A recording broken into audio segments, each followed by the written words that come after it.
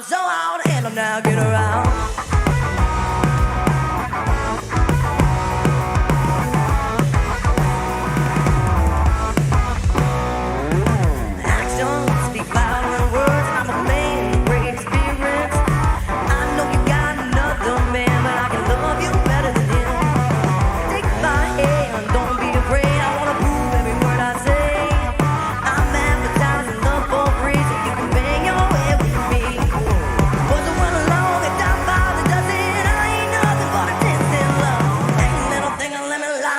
Cause I'm so out of hand and now get around. Oh, so hard to handle now. Oh yeah. Baby, here I am, the man on your scene. I can give you what you want, you gotta go home with me. I got some good old loving and I got some more in store. When I get to throwing on, you got to go back.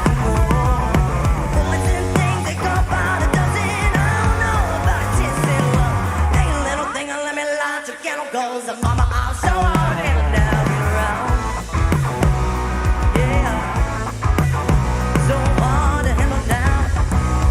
Oh yeah,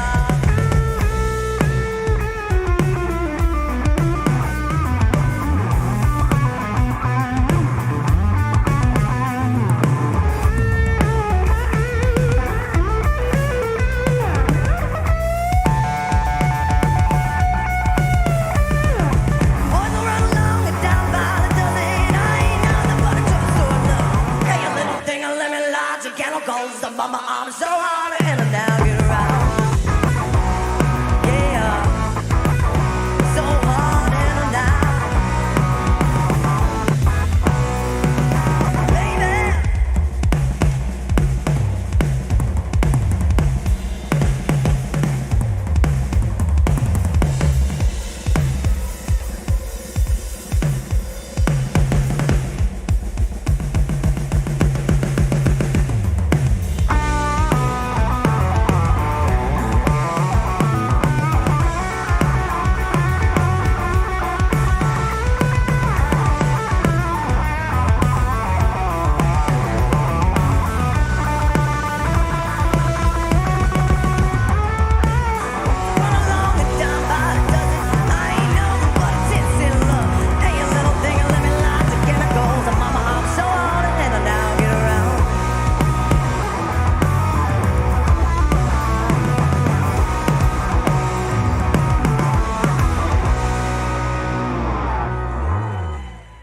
Thank you guys so much. I'm going to introduce everybody up here. Our wonderful front woman is Aubrey Riggs. We got Zach Renzi on the guitar. Morning, the incredible Hayden Welch on the drums. Can we get up for him one more time, please? Thank you. And I'm Logan. I don't know if I've met you guys before.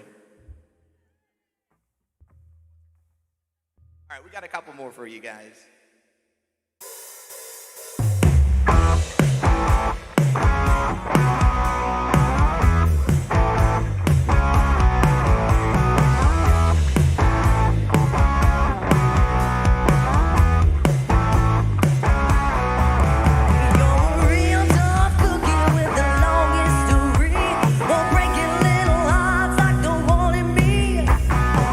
That's okay, you see how you do it.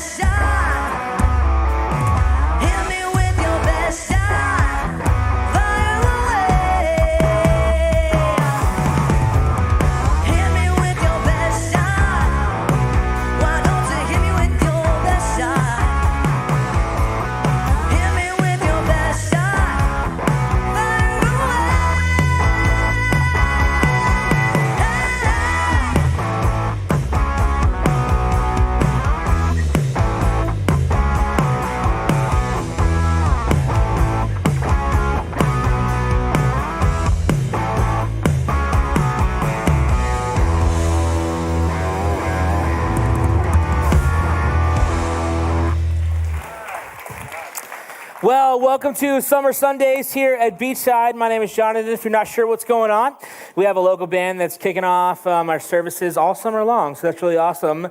Today, Dead Last is joining us, so they've been awesome. The name of their band might be Dead Last, but they're first in our hearts. So that's awesome. Hey, I think they got one more song for us this morning. That's awesome. I'll be back in just a minute. So thanks, you guys, again for being here with us this morning. I kind of introduced the band a little bit earlier, but I want to fill you in a little bit on the history. We're just a bunch of old friends. We've all played music, but this is our first time playing music together. And again, it all came together because of our good friend Aubrey here. And it all started one fateful morning. She sent me a text message, and the text message said, "Logan, there's just something that I want to do, and I can't exactly put my finger on it." We went back and forth for a little bit, and she's like, "I got it." And she sent me 3 little words, and Aubrey, would you mind sharing them with everybody today? I said, I wanna rock. I wanna rock. I want to rock. Oh, I wanna rock.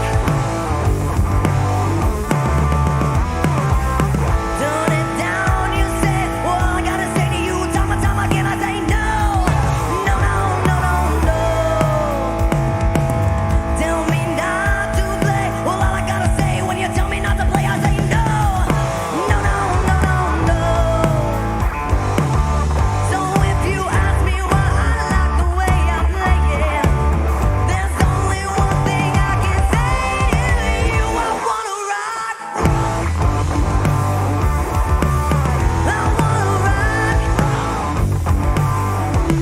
I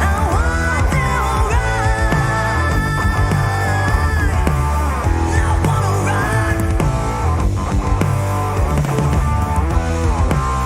There's a feeling that I get from nothing else, and there ain't nothing in this world that makes me go. Go, go, go, go, go. Turn the power up. I've waited for so long so I can play my favorite song. Let's go. Go, go, go, go, go. And when it's like this, feel the music going through me. There's nothing else that I would rather do. I wanna rock. I wanna rock. I want to rock. I wanna rock.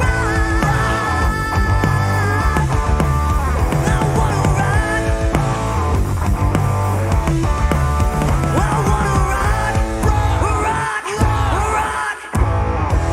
wanna rock, rock,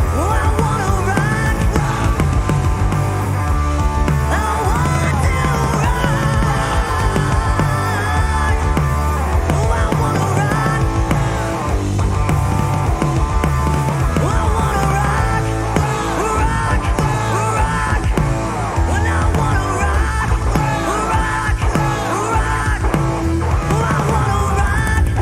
rock, rock. I want to rock, rock, rock. I wanna rock, Thank you, guys. Remember, if you ate first, you might as well be dead last. Yes, thank you, Dead Last, for being here this morning. That's amazing. One more round of applause for them. That was awesome. Well, if you missed it, this is Summer Sundays, and we're kicking off our services all summer long with a local band, and so really excited for these guys to get to be here and to get to hang out with us this morning. Well, my name is Jonathan, and we just want to say welcome to Beachside. If this is your first time here, we just want to tell you that we exist to inspire people to follow Jesus with all of their heart, which is why we do all the things that we do, including rock and roll and coffee, you know? So that's why we're here this morning. But if you have any questions about our church, or you want to take a next step to get connected, or you just want to figure out kind of maybe some ways to move forward, if you just need to talk to somebody, we'd love to invite you to our environment after the service called The Gallery.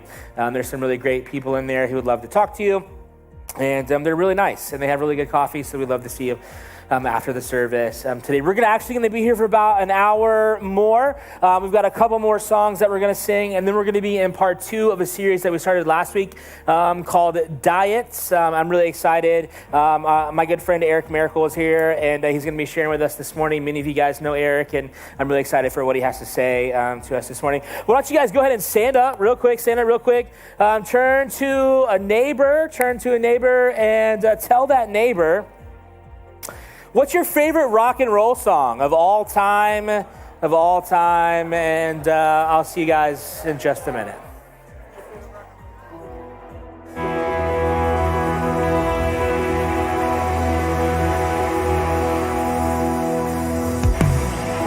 Welcome to Beachside, everybody. We're so glad you're here with us, and those joining us online.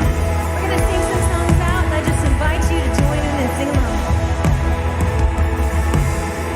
When all I see is a battle, you see my victory.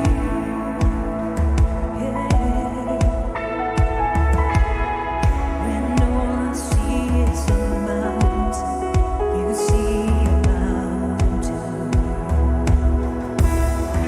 And as I walk through the shadow, your love surrounds me.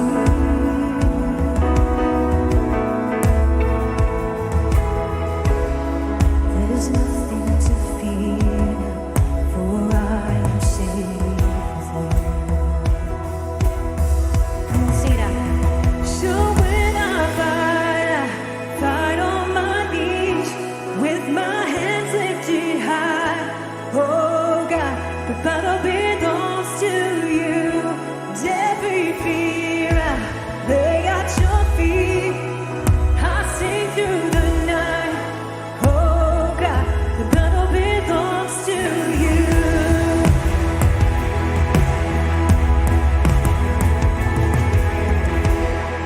And if you are for me, who can be against me?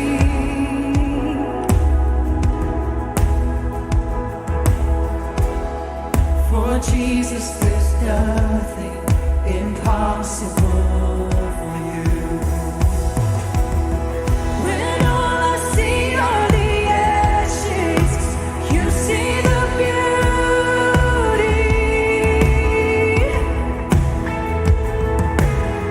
When all I see is the cross, God, you see the empty tomb. So when I fight on my knees with my hands lifted high. Oh God, the battle belongs to you. Every fear I lay at your feet. I sing through the night. Oh God, the battle belongs to you. An almighty fortress, you go before us. Nothing can stand against the power of our God. You shine in the shadows, you win every battle. Nothing can stand against the power of our God. An almighty fortress, you go before us. Nothing can stand against the power of our God. You shine in the shadows, you win every battle. Nothing can stand against the power. Come on, sing it out. An almighty fortress, you go before us. Nothing can stand against the power of our God. You shine in the shadows.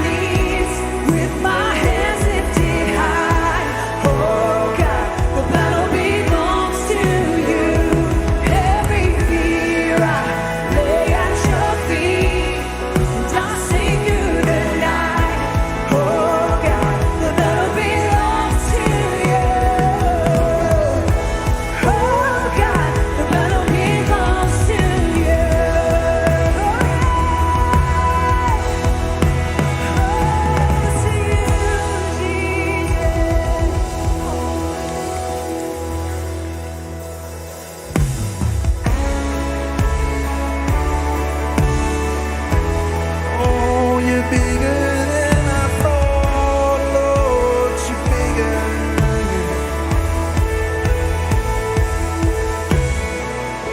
Speak to me when the silence stills my voice.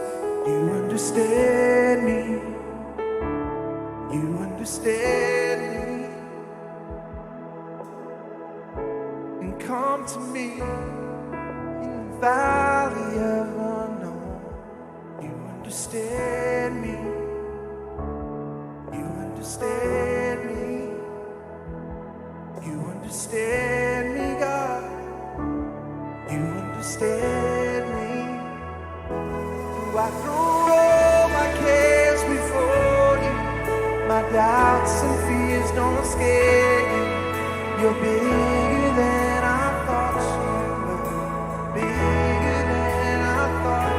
So I stop all negotiations with the God of all creation.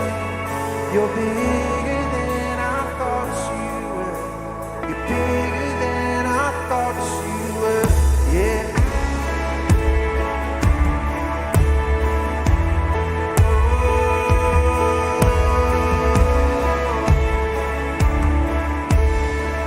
Wanna sing, I believe,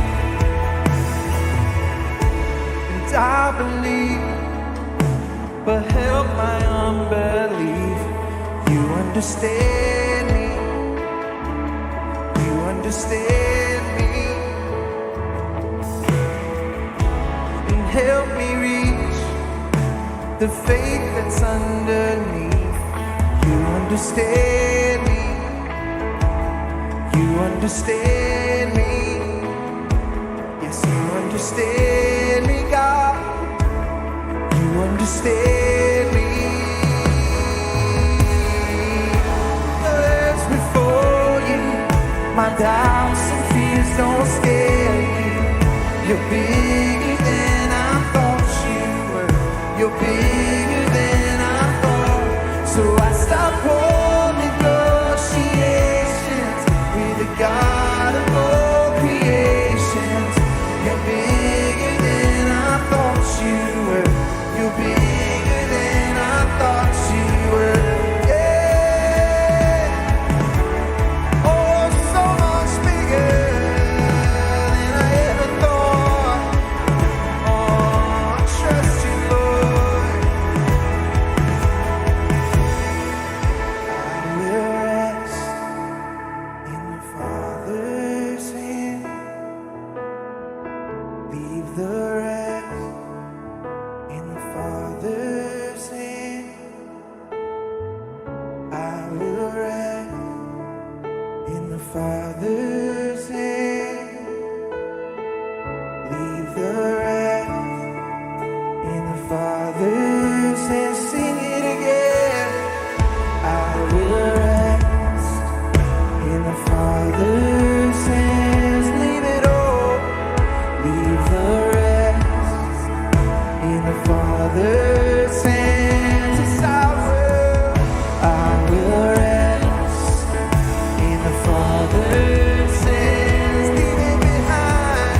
Leave the rest in the Father's hands. So I throw my cares before you. My doubts and fears don't scare you. You're bigger than I thought you were. You're bigger than I thought. So I stop all negotiations with the God of all creation. You're bigger than I thought you were. You're bigger than I thought you were. You're bigger than I thought you were. You're bigger than I thought.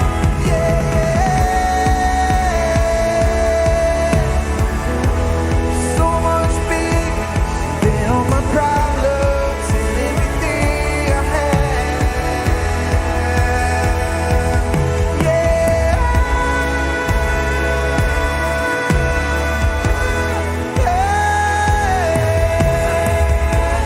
You are big. You are big.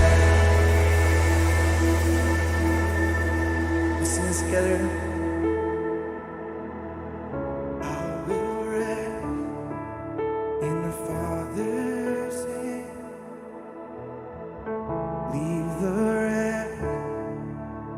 Father's hand, I will rest in the Father's hand.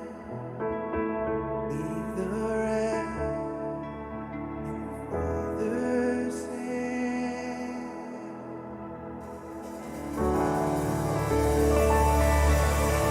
Would you pray with me this morning?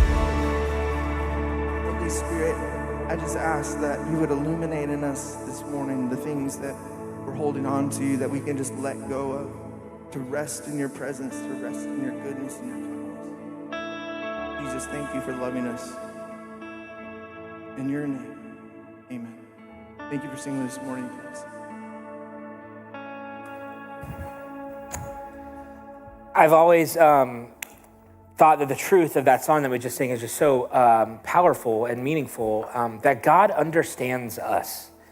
I think sometimes we go through life and we feel like, hey, we're the only one that's in the middle of this thing that we're going on. Nobody else understands. Nobody knows what's going on. We think that we're the only ones carrying the burden. And, you know, that, I guess, could be true in some way. But it's not true when we consider that our Heavenly Father loves us and our Heavenly Father understands where we are. He's able to sympathize with us and he gets it. And I just think that's so powerful to have a God that gets it, the God that knows, the God that understands, and a God that's willing to walk through it with us, and a God that's willing to be beside us in the middle of life's difficulties and challenges. Just that God understands us. But I think the line in the song that says we have to stop all negotiations with God. I think sometimes we try to talk our way out of, or like we can trick God out of something. But I think just trusting in and resting in God and leaving in the rest to God, I think is just one of those things that requires a lot of courage. But we know that God understands us and he's with us in the middle of those difficult seasons in our life. Again, I just want to say thank you to all of you guys who are here this morning. I truly believe that this hour of the week that we gather to worship together, to sing these songs out loud, to experience community with one another is probably one of the most important things we can do with our time in any given week. And so I'm just really excited that you guys are here. And I think there's some of us, you've not only just given an hour, but you've given a whole Sunday because you believe in leading students to follow Jesus, and you believe in opening doors, and you believe in pouring coffee and pushing buttons, because that what we do here matters, and everything we do on Sunday is a chance to inspire somebody to follow Jesus, maybe for the very first time. And so thank you of giving of your time. And then there's a lot of us in the room, you've just made a commitment to give a percentage of your income to Beachside every single month because you believe in what happens here on Sunday morning. You're willing to invest in this place. And I'm just so humbled all the time when I think about how generous our church is, not just with our resources, but with our time and our energy. I think that we just get to do amazing, amazing things in our community. We get to do amazing work here. And I'm so proud of our church. And I'm humbled to know all of you and to be friends with all of you. And so thank you so much for being here and doing what you do every single Sunday. Like I said earlier, we're in part 2 of a series that we started last week called Diets. My good friend Eric Miracle is here to finish it out today. And I'm really excited for you guys to get to hear what he has to say as we talk about the things in our life and how they affect us. But before we jump in, I'm going to pray for us this morning. God, we thank you for today, and we just thank you for this opportunity that we have to get to spend an hour together in community, worshiping with our voices, God, to give of our time and our resources. God, I just think it matters, and I think it's important, and God, I'm so thankful for this group of people, God, being willing to be here, and God, being willing to invest in and participate in what we do here on Sunday morning. And God, I just pray for the message today. God, I pray that it would be challenging to us. God, I pray that you would push us out of our comfort zones. God, help us to take a step towards following you. God, I pray that you would speak through Eric to us today, God, and that you would do something in our lives. And God, I pray that you would give us eyes to see and give us ears to hear. And it's in the strong name of Jesus that we pray. Amen.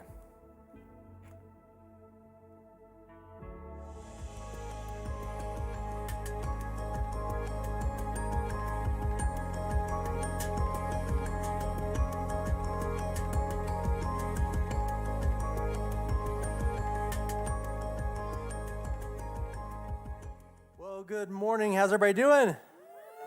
Yes, this is a livelier crowd than the first one. Don't tell them.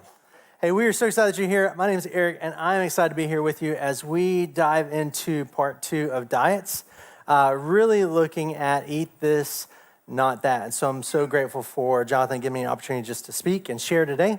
As we get started talking about diets, really there's one question that I want to kick us off with, and it's really an important question. And you're going to know this here in a minute, but every single one of us has been asked this question in our lives. In fact, you might have been asked it a couple times from multiple people. I think it's really important. So I want to ask this question, and then I want you to turn around, find someone around you, and invite others who might be sitting there. If they're on their phone, you can leave them alone. But because they're introverted, and I totally get that. Jonathan gets that. In fact, if you're an introvert, can I just go and tell you something? One way to quickly get someone to stop talking to you is just talk out loud to yourself. They're going to think you're crazy. They won't bother you. It works every time for me. So my extroverts are going to love this time, but here's the question you probably were asked at some point in your life is, what do you want to be when you grow up? What do you want to be when you grow up? So go ahead and find someone around you, ask them the question, if, as a child, what did you want to be when you grow up and why? And then we'll come back and talk about it.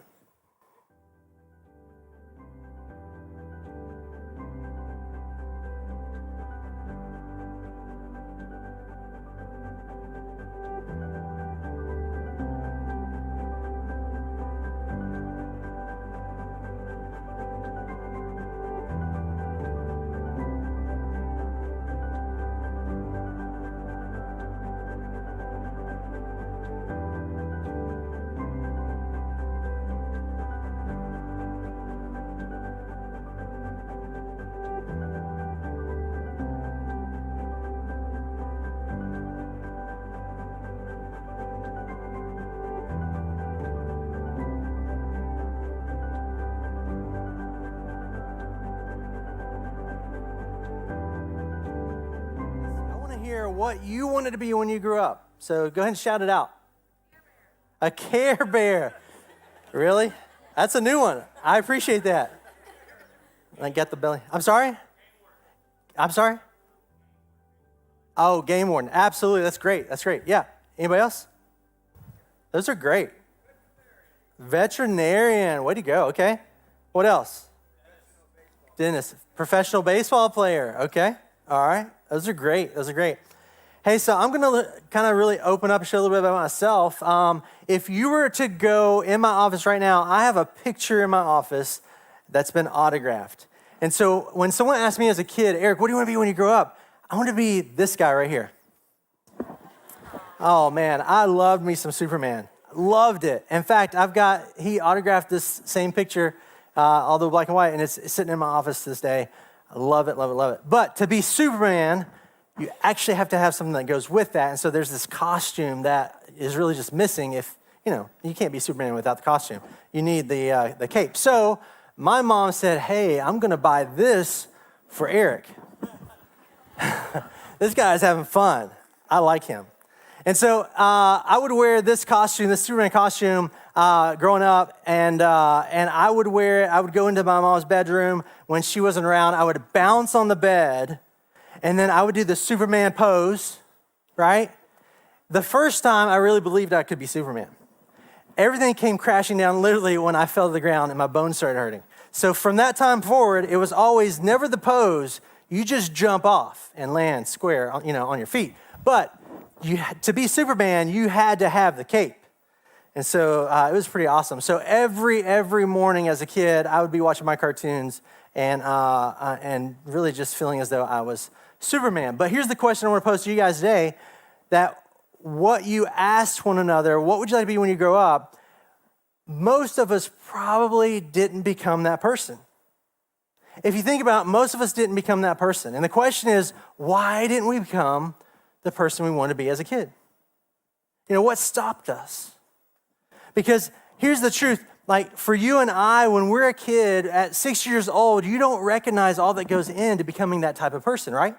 Like as a 6-year-old, becoming a fighter pilot or a veterinarian or something else, you don't recognize the practice and perseverance that it takes to become that person. And life just kind of continues to move on with or without you. And so our fears and failures, our weaknesses, they kind of drown us and overwhelm us and pull us down. We kind of get stunted and in a holding pattern because although we wanted to be that person, we can't figure out how to get there. So here's my question for you. And if you don't know this, please see me afterwards. We need to have a heavy talk about Superman. But what was Superman's weakness? Anybody know? Kryptonite, absolutely. Absolutely. And each and every one of us have weaknesses. And so I'm going to continue to be vulnerable here for a second because my weakness as a kid was this. I loved me some Little Debbie fudge brownies. I didn't like the walnuts. I scraped those bad boys off. But eating fudge brownies was so good. But here's the truth. Everyone has weaknesses. And so every one of us, something in our lives, we would say, hey, this is a vice. This is something that we can't say no to. This is something that we struggle with. And so now fast forward as an adult, all those habits and bad habits that I had as a kid now kind of came with me because I loved fudge brownies and I continue to eat them. But some things changed as I got older. Health issues happened. Metabolism decreased. I really struggled and wrestled with it.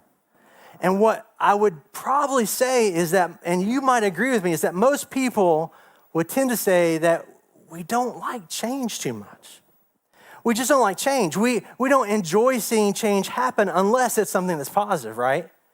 Because the reality is the change is something that's the unknown. We're looking for something that we stick with. And so here's the truth, that we do habits day in, day out. We go through things over and over and over.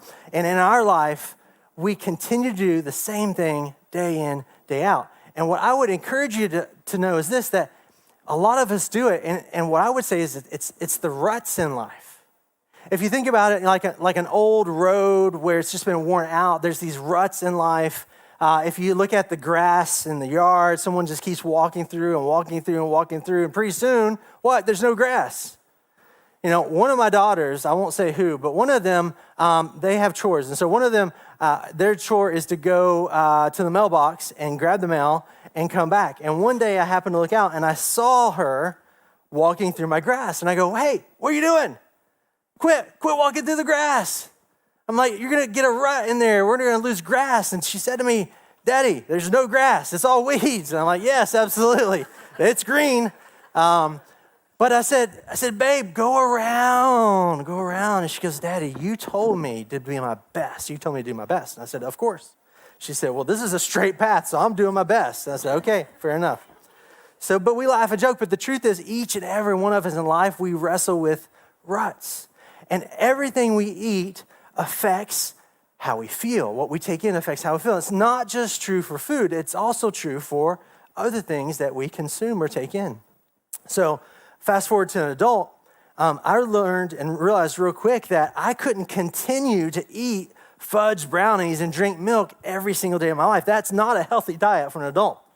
Now, my metabolism was still pretty good, and so you couldn't tell that I was unhealthy, but I began to realize that I was unhealthy with my kids. And so I realized that I wanted to be there for them. I wanted to hang out with them. I wanted to do the things that they wanted to do. We want to go play and have fun, but I was always tired.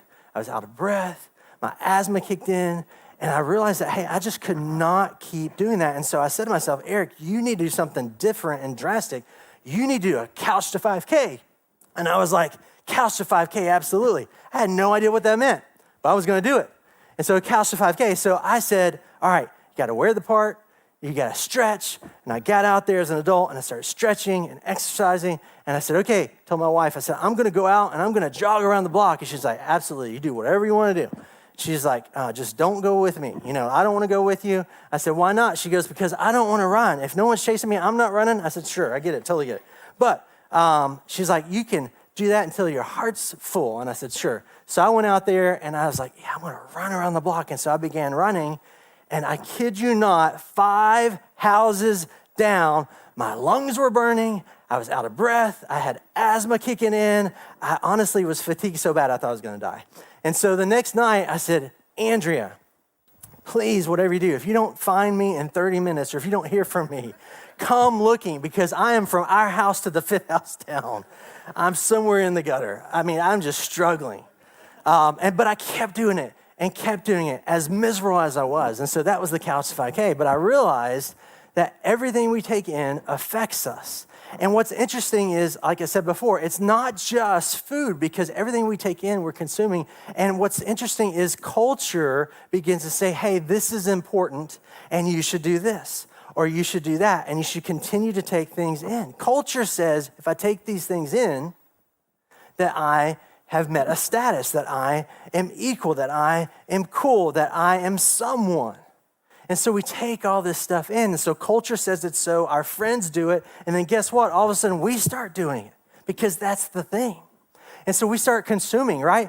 And I would dare say that we're all consumers. Wouldn't you agree? We consume all the time, everything. And so we consume different things like podcasts and television and billboards and newspapers, social media. I mean, we're always consuming things in. And what I found is sometimes we're consuming so much stuff that we don't even realize it. And so just because our culture says that this is important doesn't mean it's important. But Jonathan said last week, he said this. He said, everything has potential to impact us. Everything. Or another way it would be said like this. Everything that goes in shapes us. And that's true about my fudge brownies, and that's true about everything I take in, because what I'm pursuing and taking in impacts what I think, and what I think is a lot of times how I live things out. And so you and I would agree that we're taking stuff in all the time. But what would happen if we became more intentional consumers?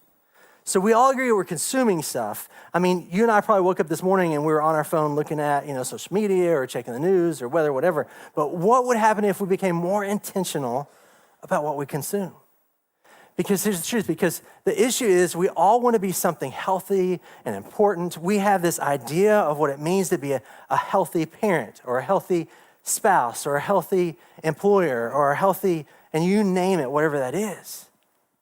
And so we have this picture in our mind of what we think it is, and we have this information and voice coming in from all avenues saying this is how you get there, and this is what you compete with, and this is the litmus test of what is perfect, right? And so we struggle with that. And maybe you've heard this said before. People say, it's the same ones who said, hey, what do you want to be, right? They go back and they'll go like, what do you want to be? Perfect. Keep trying. Oh, you're going to get it. Don't worry. You'll figure it out, right? And that's great, except for as you get older, you start to realize it takes more. I don't understand how to connect the dots and take the steps forward. And so we say, okay, well, if I get this job, that will get me to here. And if I go and get this trade or go to that school, then I'm on the right track. Or you know what? You'll have someone to go, hey, why don't you date so-and-so? Date so-and-so. They're just the sweetest thing. Your brother or sister's dating so-and-so. Like that, you need someone like them. Or in your mind, you're going, you know what? I don't need any of that stuff, but I just want to be happy. And happy means I'm wealthy. Happy means that I have a great job that I love. Happy means that I have a marriage and 1.5 children and a white picket fence. Like happiness means whatever that is, and that's what you're dreaming. And so for me, I'm dreaming about being Superman. For you, you might be dreaming something else. But the older we get, we realize what we are dreaming of doesn't always tend to play itself out. And so our hopes and dreams might be somewhat perfect in thought, but our actions aren't getting us to the next step. And honestly, it moves beyond that. It moves beyond to the fact of, how do I follow Jesus? Like how do I live for him? Like I see all these people and I sit in this room and I watch online or I help serve in some capacity, but man, how can I be more like that person? I just don't understand how to get there. And so we watch and we listen and we pursue things that we believe are going to invest in us. And the older I get, I'll be honest, the older I get, I realize I want to invest more in something substantial. I want to invest not just in my life, but my family's life, but I want to invest in others because that's going to continue far beyond anything else I have. And so that's changed in my mentality and my thinking. So I want to do an illustration, if you will. So here's our beautiful life, okay? And in our beautiful life, it's just perfect and there's nothing contaminating it at this point. But the older you get, the more voices keep vying for us. And the more things that keep vying for us, the more we keep letting in, partly because of culture, partly because of the people around us, and partly because of where we prioritize our life. And so if this is your life, and this is my life, this is our lives, if you will, we begin adding stuff in we think, not that big of a deal. You know, those relationships, if my parents knew, they probably wouldn't be that happy, but it's not that big of a deal, right? And so we just keep building unhealthy relationships. We keep doing more things than spending time with family. We look at a lot of social media stuff. I mean, I could go on forever, actually, because there's so many things out there. And you know, you can't just check it once. It's several times a day, and so you just keep adding that in. We look at our favorite news channel, right? Because you don't want to listen to this other news channel. This particular one, they got it right. They got all the truth. And so we just keep taking all the information in. You know, we listen to people. Sometimes there's people over us, coaches, mentors, parents, guardians, and they mean well, but they're not helpful. They're not investing in us. And so they start to say things that are hurtful. You know, I've been guilty of that even as a parent, because as a parent, you're learning. You're like, hey, I can't say this. I can't do that. I need to stop watching this, stop watching that. Well, why didn't I stop that a long time ago? But as a parent, you're like, oh my goodness, what if my kids start doing that stuff, right? And so our life becomes this. Your life, my life looks like this, and we don't think it's that big of a deal. But guess what happens in life? We hit these ups and downs. We hit these bumps in the road, and we go through these ruts in life, and it's trying to get out. And all of a sudden, things start kind of shaking, right? And when you hit the bump, guess what happens? Things start coming out. It's crazy, and you're like, oh, I don't like that. You don't like that, do you? When you hear something you said, you go, wow, Eric, why did you say that? That was just so hurtful. Or you go, man, I can't believe that came out because I was so frustrated. If I wasn't frustrated, it wouldn't have happened, but I was frustrated. And the truth is that it's not about the life's bumps that put things in. Life is just revealing what's already inside that you've allowed in there. And so you and I have to really decide what our life looks like, and we have to have these filters that we say, you know what? I'm going to filter what comes in here because I want to protect it. And when I protect it, then things will start changing. But the truth is, I don't want in my life certain things because it doesn't feel good. It's icky. It's unpleasant. It doesn't represent me to the best. And so I want to change that.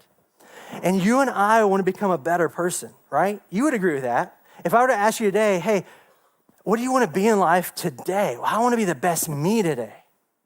And the best me of today might be, actually, I need to take a step back. I'm not the best parent. I'm not the best teacher. I'm not the best police officer. I'm not the best, and you fill in the blank, spouse, until I'm the best follower of Jesus. And so every year we set these goals, right? I mean, I'm guilty. Anybody set goals this past year? Anyone trustworthy want to raise your hand? Okay, thank you. I appreciate it. I thought I was going to be by myself today. But you set a goal at the beginning of the year, and we do this almost every year, and you go, yes, I'm going to start new because I want to be a better me. And so you set a goal, and guess what happens? You set this goal, and the first month or two, it's great. It's really good. You're on top of it. You're like, yes, I'm doing this. I am killing it. It's so good. I'm becoming a better me. And then a little bit farther in, you go, I don't want to wake up early now. Oh, I've got to do this. I can't do that. Or this isn't fun anymore, right? And so we start to fade off.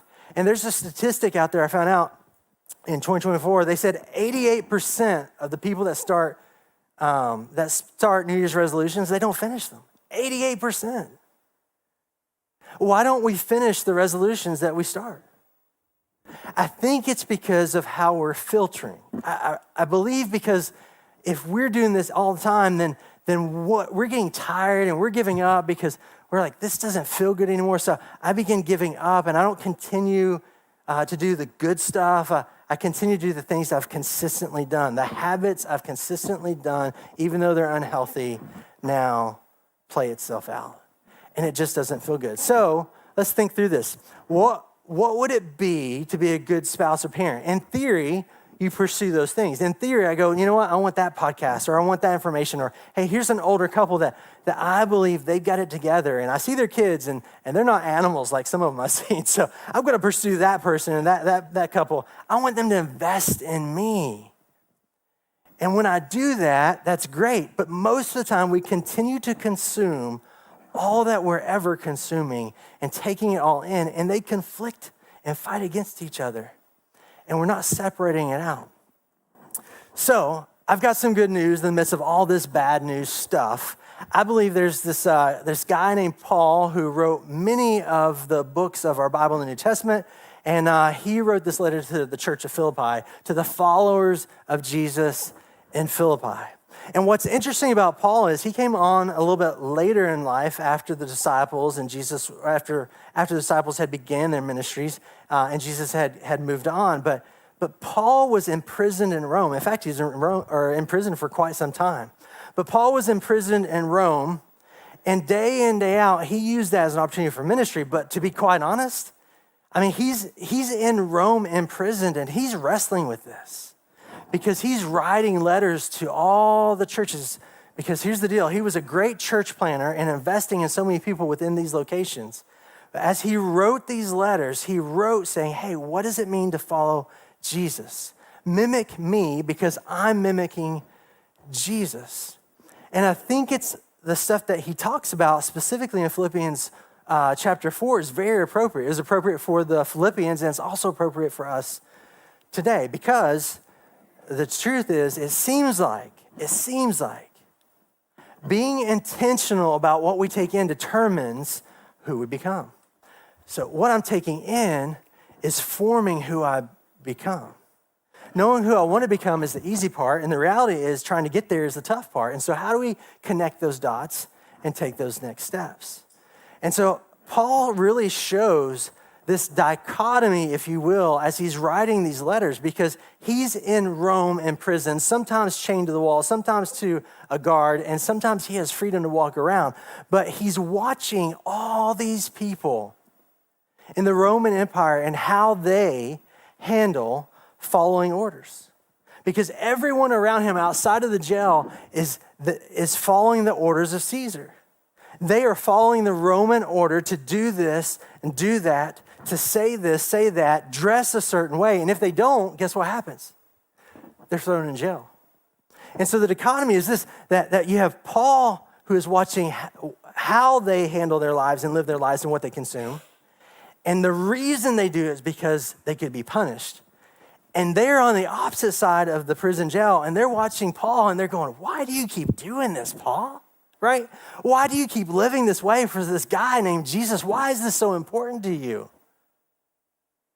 And the reason Paul does it is for a different push. It's a different reason. He does it because of the love of Jesus. And so that's the struggle. That's the turmoil. And so Paul pushes what it means to follow Jesus. And if we keep moving forward, he not only pushes what it means to follow Jesus, he looks at this, or he wrote this passage in Philippians 4:8. And I want to talk about it, because here's the catch. In Philippians 4:8, if you will, for just a second, Philippians 4:8 is right smack dab in the middle, and there's two passages, one on each side. And on each side of Philippians 4:8, it talks about peace, the peace of God, the peace of God, the peace of God which transcends all understanding. Well, guard your heart and your mind. And so you have this peace in the beginning, and you have the peace at the end, and sandwiched in the middle is Philippians 4:8. And Paul goes, look, after everything I've been saying, which is pretty funny because you're in chapter 4, right? You're in chapter 4, and Paul goes, finally, like if you get nothing else, finally, this is important. Plan on understanding this. Finally, brothers and sisters, whatever is true, whatever is noble, whatever is right, whatever is pure, whatever is lovely, whatever is admirable, if anything is excellent or praiseworthy, think about such things. And I find it comical because Paul always used his words wisely. In fact, he used a lot of words. But Paul, just looking at this passage alone in verse 8 is interesting, because when you look about it, what you find out is this. Think about how different your life would be right now and my life if we compared this list to what we're normally thinking about. I mean, your thoughts and my thoughts, if we were just really open and transparent right now, and we just said, hey, this is here's what Eric's thinking about. Here's what you're thinking about. Like, wow, sometimes it doesn't match. And it's embarrassing. But I want to break this down for a minute in verse 8, because he says, finally, he's like, look, if all else fails, just remember this.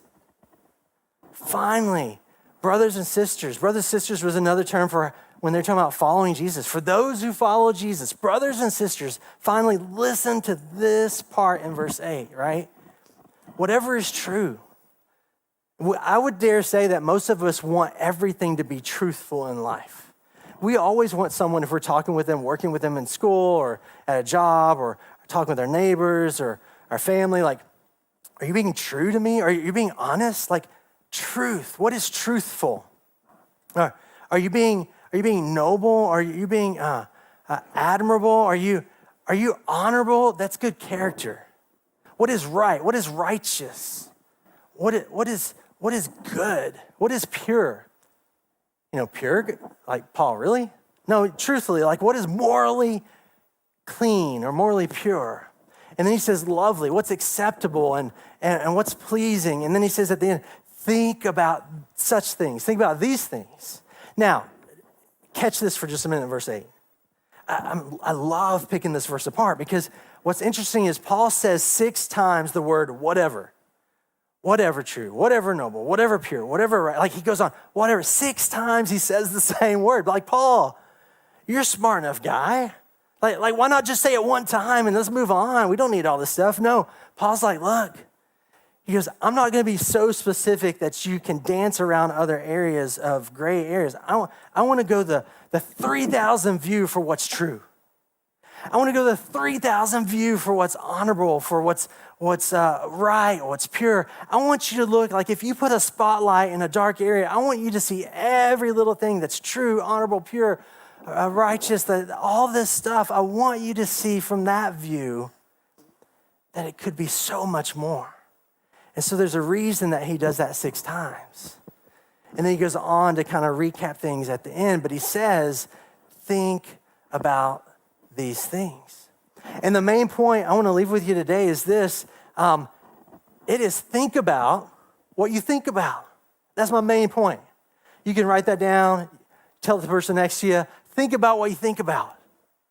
Don't just go aimlessly through life doing the same stuff day in, day out. Do you ever wake up one day and just go, you know what?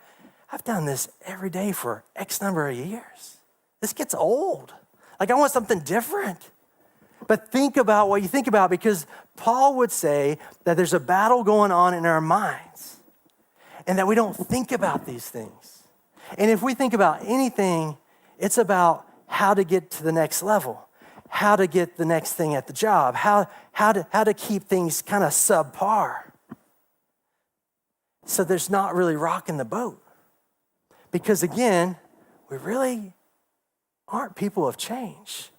So going back to our life, if you and I have already agreed that the red are things that sometimes are unhealthy that we keep putting in, and we just don't pay attention, and we just keep allowing, hey, so-and-so on social media, so-and-so on Instagram, wow, they took that trip. Man, I wish I could take trips like that. I'm a little jealous of that. Wow, so-and-so got the new job. I've been trying for that new job, and no one has seen the hard work that I do, and I stay after.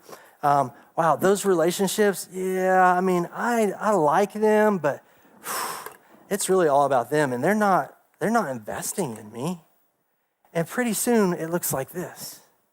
But your life and my life could be different. And so we say at the beginning of the new year, oh, this year's going to be different. This year, Eric, I'm going to do something completely different. I'm going to start exercising, or you know what, I'm going to start attending church on a regular basis, or you know what, I'm going to give to this group, this organization in the community. Whatever it is, your one thing, you go, I'm not going to do too much, but this one thing, I'm going to start attending Beachside. I'm going to start maybe praying, before each meal. And guess what happens when we have the inevitable life bumps and the heat just starts to rise? Guess what happens? It starts to move. But the good things we were doing, they're not coming out. Why? Because we didn't change our habits. Did you catch that? We never changed our habits. If you go back to my story and how I love fudge brownies, man, I really need to get one today. Like, just dip it in the milk. So good. All right, it's just a moment for me. But the reality is this, that in my life from a childhood up to now, I was continuing to eat my fudge brownies by also working out. And I was okay until my metabolism quit working. When I lost my metabolism and lost my waist, I couldn't find anything else. Like there was a problem. And so what happened was I kept doing the same stuff, but it didn't show till later in life. But you and I say, you know what, today's gonna start a new day. And so we try one thing, and when bad things happen or something kicks up and it doesn't feel good and we don't like where we are in life, we feel like we're stuck, and we see everybody else on social media just having such a great time, or so it seems. The first thing to go and disappear are the positive stuff, because we're creatures of habit. It's true. And so here, someone told me this recently. I thought, at first I disagreed. At first I was like, mentally I'm thinking, no chance. But the more I thought of it, I thought, wow, they're pretty smart. Or where they got this information is pretty smart. And they said, you know what, Eric? Comfort supersedes happiness. I'll say it again. Comfort supersedes happiness. And what I realized is this. I think you need to take it another step further. He would say that comfort is where we kind of stay and hover because it's what we know. And I would say, yes, what we know, even if it's unhealthy or healthy, we will continue to do that until that experience is so debilitating and so overwhelming that we can't do, that anything would be better. You with me? And so we continue to do stuff that is comfortable or uncomfortable because it's what we know, because we're scared of the unknown that could be better. And so here's what I want to encourage you today. I want you to consider what is different about your life and how do you start new habits that are going to last?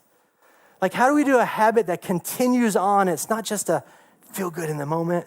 Oh, I tried, Eric. Oh, maybe next year. No, how do we hitch an old habit with a new habit? How do we hitch something that's already good and healthy in our lives?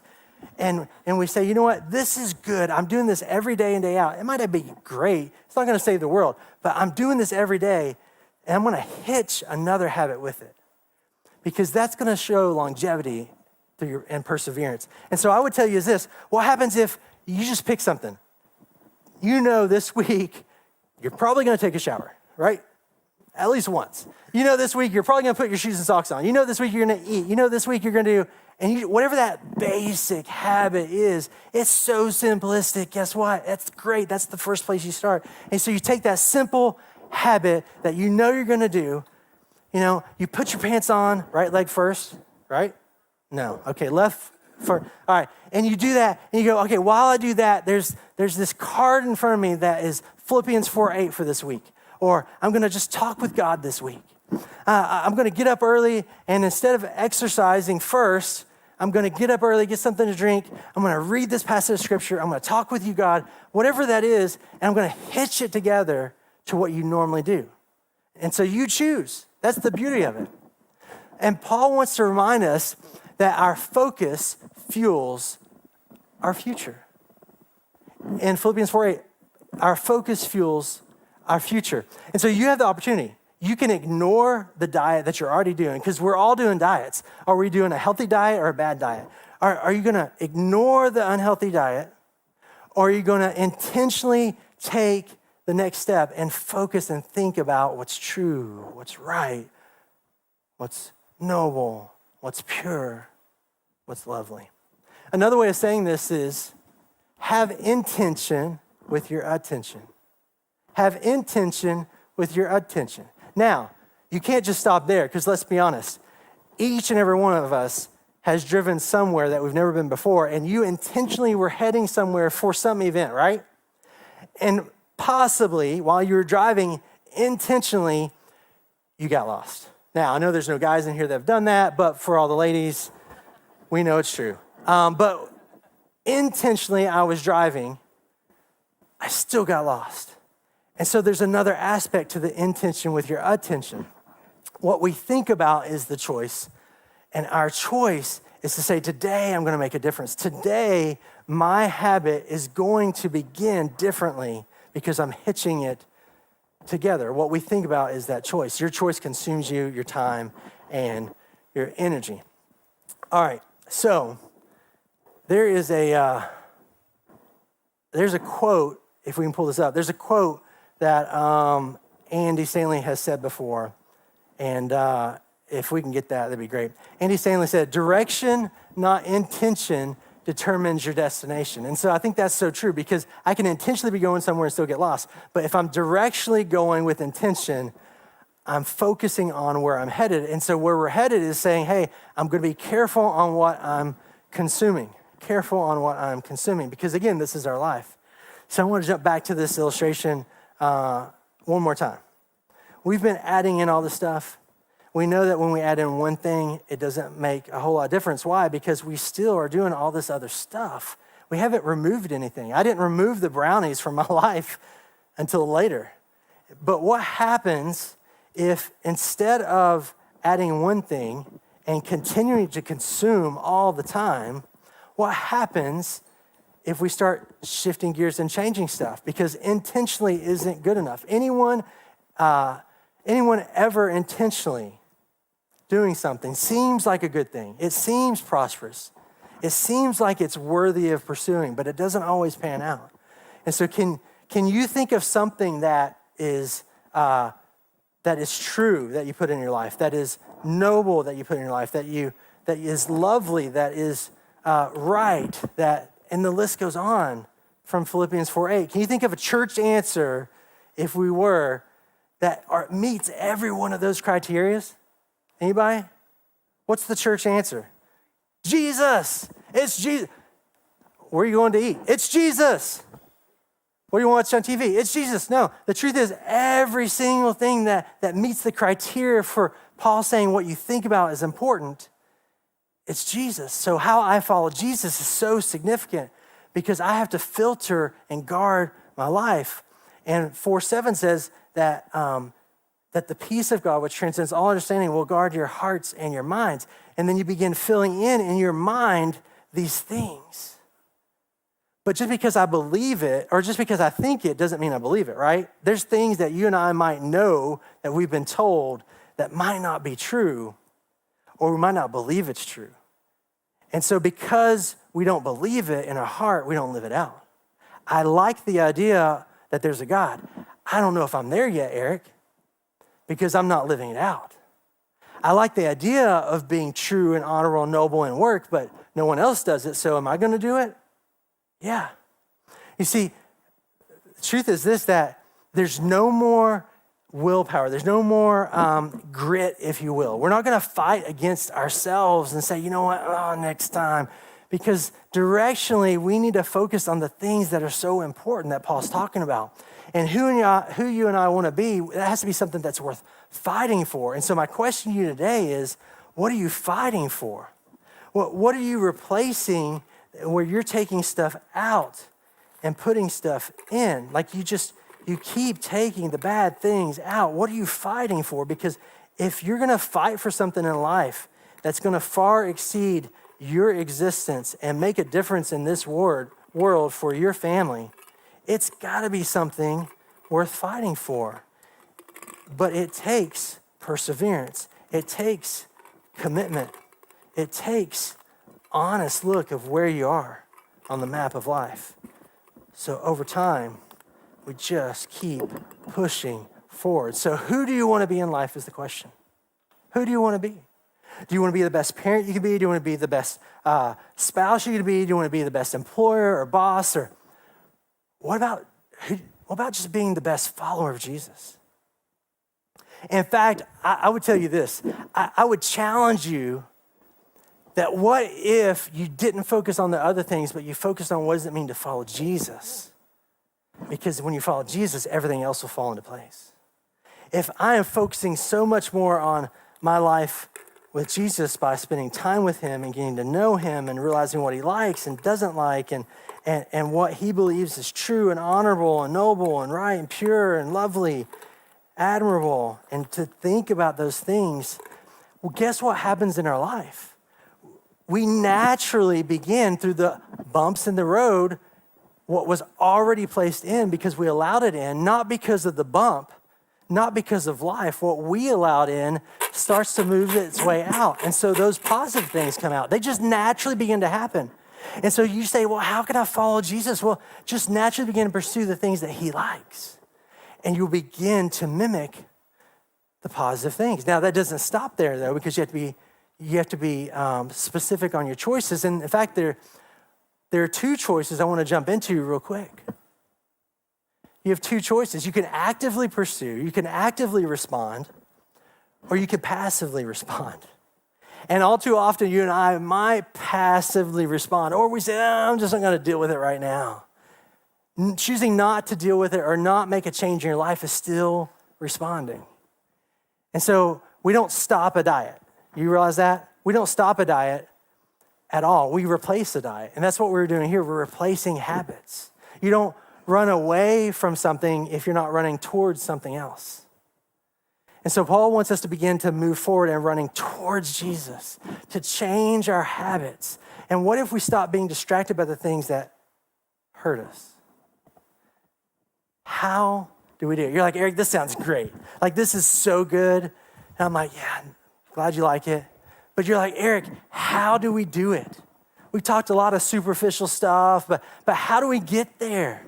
I think it starts this way. I think it starts by investing your thinking. You invest your time in your thinking because honestly, it sounds simple, but it's not. We can naturally be taking stuff in, but it doesn't mean that we're actually living it out all the time. And so that starts your habits. You have to begin to permanently make some shifts. And when you spend time, I'll give you an example. When you spend time with someone that, if I just say, who do you think about right now that you love so much? You love so much. Now, don't use my name, okay? Use the person next to you. But who do you love so much? Like, you just love them. You just love them. And you can't wait to be around them. And you want to spend time with them. And you're like, oh, it's so cute when they do that. And oh, man, I know if they were here right now, they would say this, right? How do you get to that feeling in that relationship? You get there because you're investing your time and you're choosing where you place it each and every day. And so you're building this relationship, and the same is true in following Jesus. And so here's the deal. Spending time with God causes you to grow and love the things that he loves.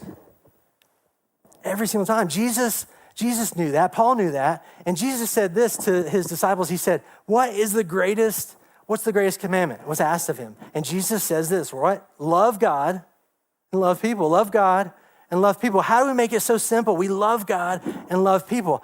I love God, so I talk with him, which means worship and prayer. That's number one. I love God, so I talk with him, which is worship and prayer. Loving God and loving people. The second one is this, reading his word. I'm going to just pull out one verse. I'm not going to read a chapter. I'm not going to read through the whole book. Just give me one verse. Give me the shortest verse. I'll read anything, but one verse that says, this is what's important to him. And so we learn more about him and we meditate on it.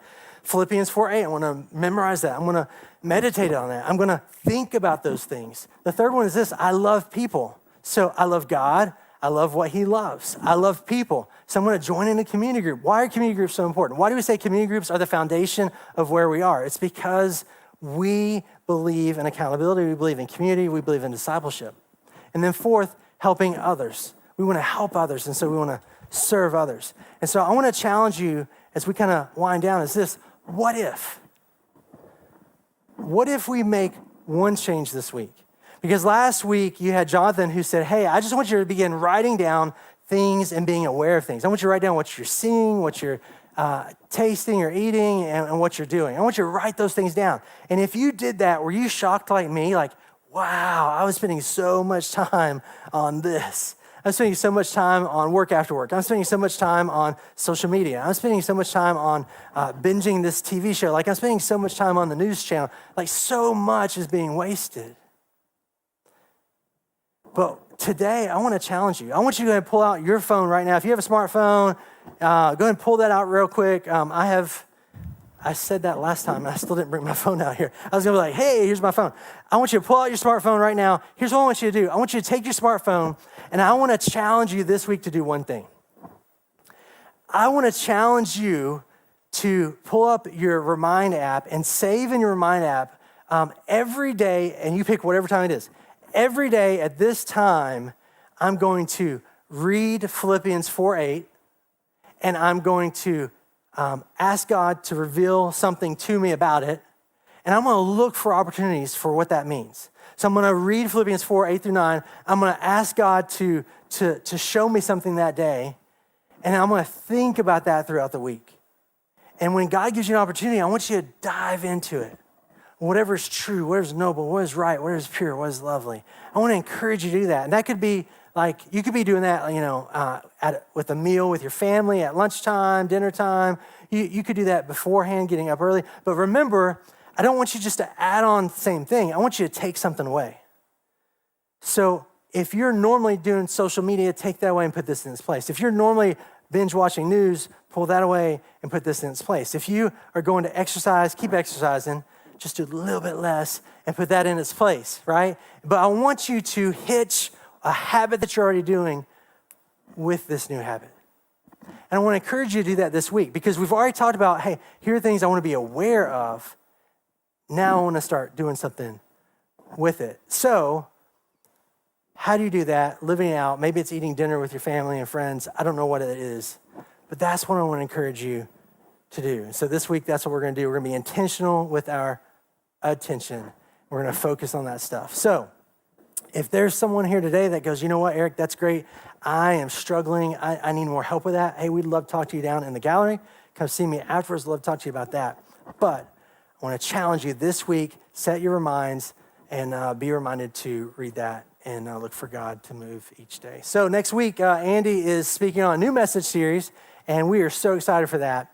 But before we go, let me pray. God, thank you that you give us this mind that is so amazing, that you created us to take in so much information. But God, help us to be good stewards of that and process and consume with intention as we filter out negative things. Help our things that we take in to go into our heart so that we can live it out this week, and that we be more faithful and obedient to you. In Jesus' name, amen. All right, I'll see you guys next week here at B-Side. Thank you for coming.